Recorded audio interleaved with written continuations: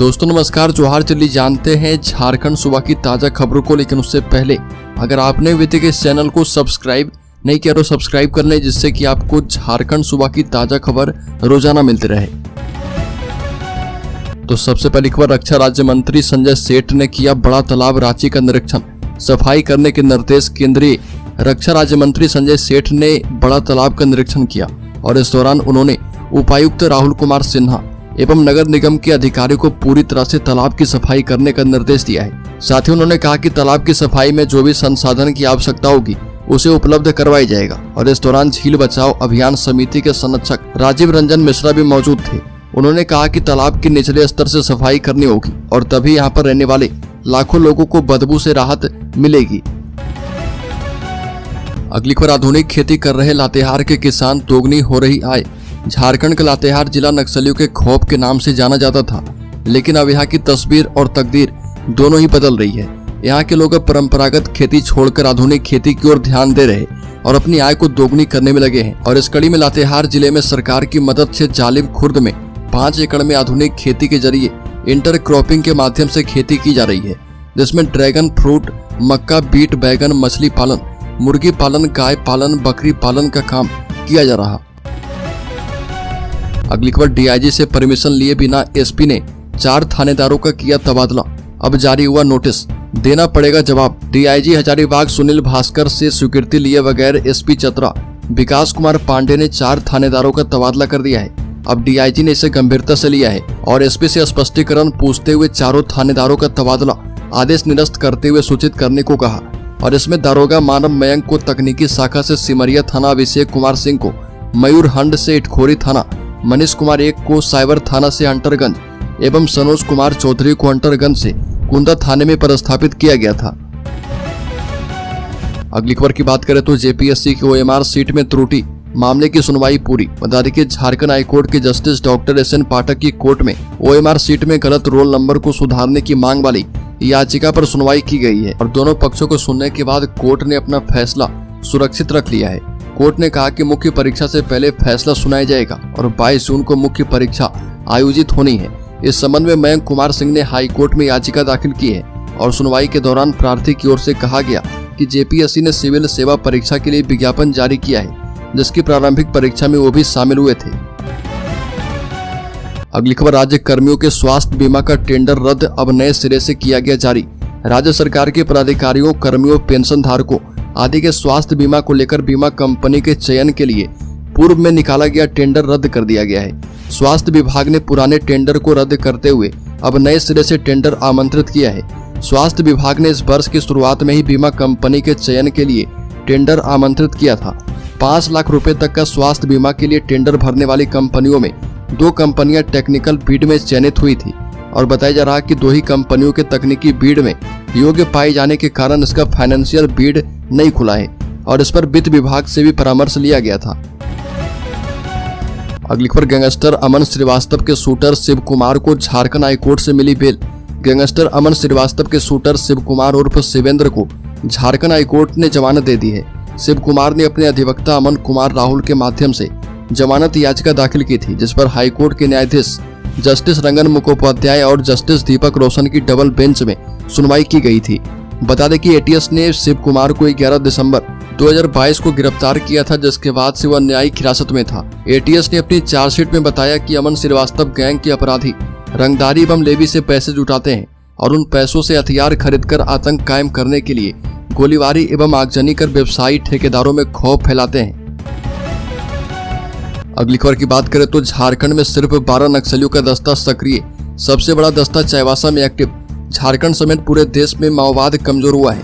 नतीजतन झारखंड में भाकपा माओवादी नक्सलियों का सिर्फ 12 दस्ता ही सक्रिय है। यह दस्ता चाईबासा के अलावा बोकारो, लातेहार, चतरा और पलामू जिले में सक्रिय है। नक्सलियों का यह सबसे बड़ा दस्ता चाईबासा जिले के जराई केला एवं टोटो थाना क्षेत्र में सक्रिय है, जबकि सबसे छोटा दस्ता चतरा जिले के लावालोंग थाना में सक्रिय है।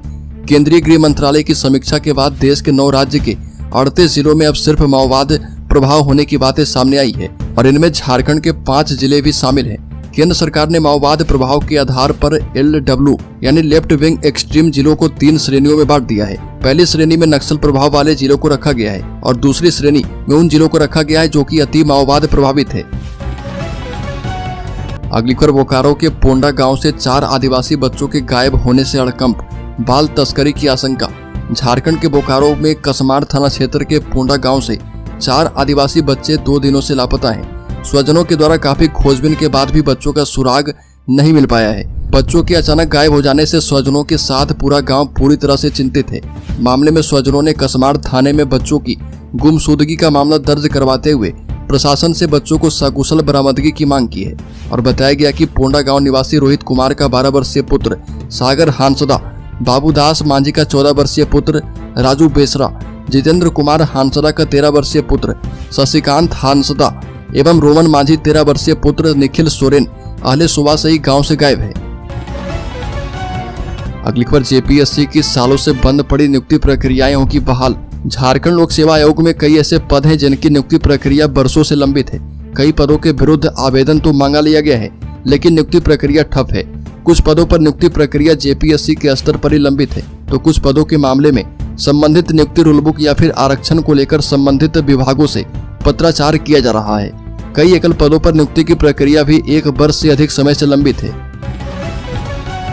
अगली खबर, 15 जून से 5 जुलाई तक होगा इंटरमीडिएट में नामांकन समिति ने जारी की पहली सूची। स्थानीय महाविद्यालय में इंटर नामांकन समिति के सदस्य की बैठक प्रभारी प्राचार्य डॉक्टर रत्नाकर भारती की अध्यक्षता में आयोजित की गई और बैठक में कला, वाणिज्य, विज्ञान तीनों संकाय में नामांकन के लिए पहली सूची नामांकन समिति के द्वारा जारी कर दी गई है। मौके पर प्रभारी प्राचार्य ने कहा कि प्रत्येक संकाय में 384 सीटों पर नामांकन किया जाएगा और इस वर्ष झारखंड अधिविद्य परिषद के द्वारा इंटरमीडिएट में सीटें कम कर दी गई है, जिसके कारण काफी संख्या में आवेदित बच्चों का नाम सूची में नहीं आ पाया है। और ये भी कहा कि कला एवं विज्ञान संकाय में काफी छात्रों ने आवेदन दिया था, जिसे झारखंड सरकार के आरक्षण रूलबुक के तहत प्रथम सूची तैयार कर दी गई है।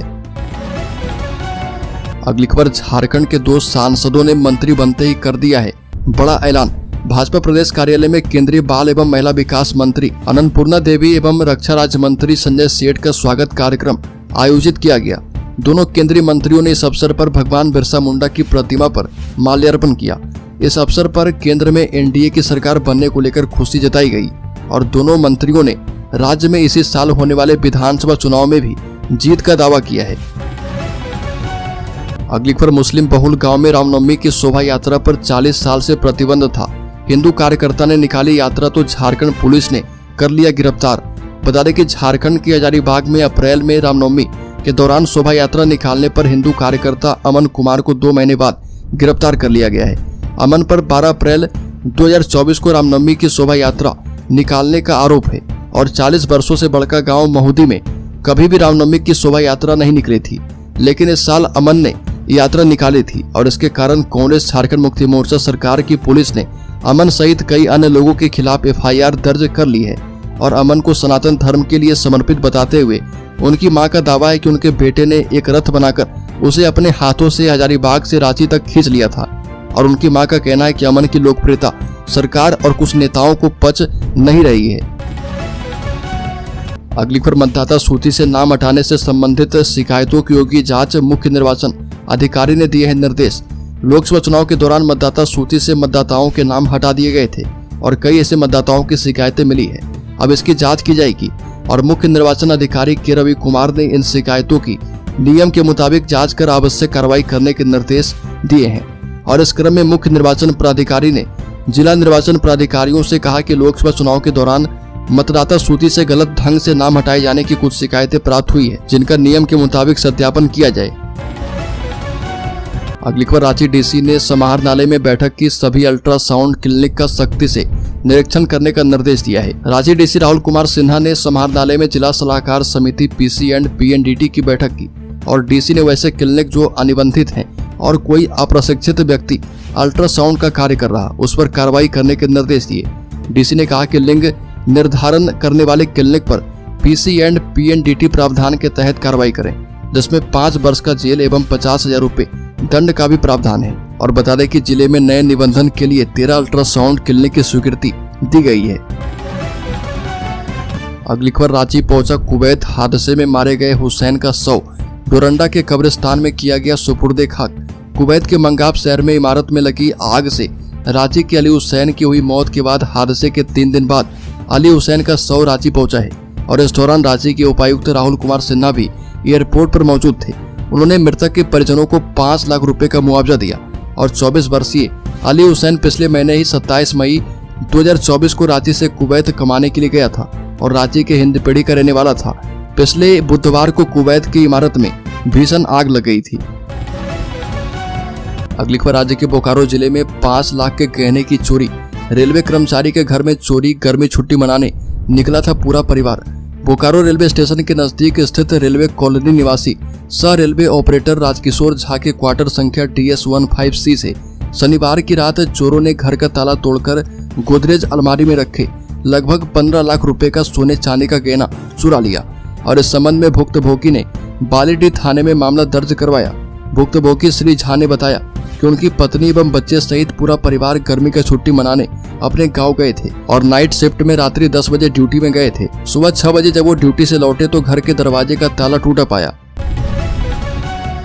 अगली खबर झारखंड के शेयर होल्डर्स इन्वेस्टर्स के लिए बड़ी खबर। शेयर बाजार में दहाड़ रहा है ये डिफेंस स्टॉक। डिफेंस सेक्टर की चर्चित company Paras defence and space technologies limited के शेयरों में अपर सर्किट लगा था। कीमतों में 20% की तेजी के साथ बाद में कंपनी के शेयरों का भाव 1157 रुपए था और ये कंपनी का 52 वीक हाई है। कंपनी के शेयर अपने ऑल टाइम हाई यानी 1272 रुपए के बेहद करीब है और Paras defence and space technologies limited के शेयरों का भाव 7% बढ़ा है।